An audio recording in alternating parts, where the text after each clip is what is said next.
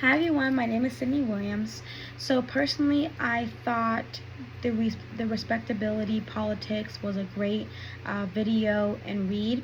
So for me, I think that Respectability Politics is a tactic that oppressed groups, marginalized groups, in this case African American individuals, they use to gain social acceptance into society.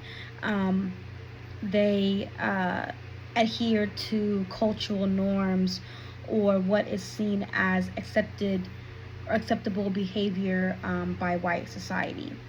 Like an example of this politics would be black people like to listen to music really loud, and then they practice the politic by turning the music on low when driving.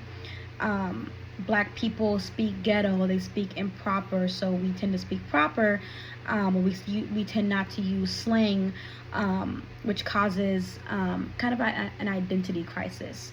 It causes you to maybe seen, I know in the video she was saying an Oreo, where a black person, she's black on the outside, but in the inside, we kind of adhere to things that remind people of white people.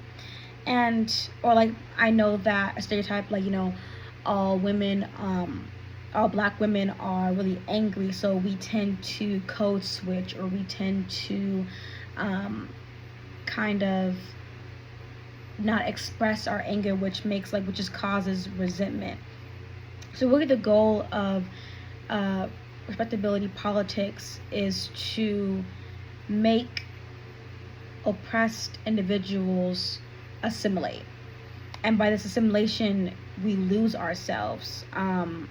It takes away people's authenticity, because we're so worried about what white society think. We're so busy trying to adhere to their rules to get half of what they have, and we lose ourselves.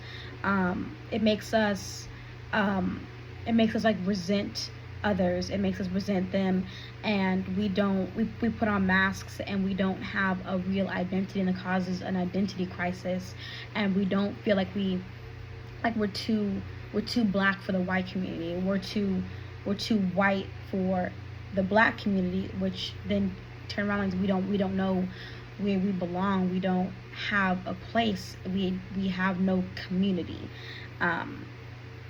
So it's intentional masking, and it separates us from others. Another example is like my mom when I was younger. She still does this, where I have to wear my hair straightened for different events, and she'd be like, "Oh, are you gonna wear braids for that? You need to go ahead and get your hair pressed."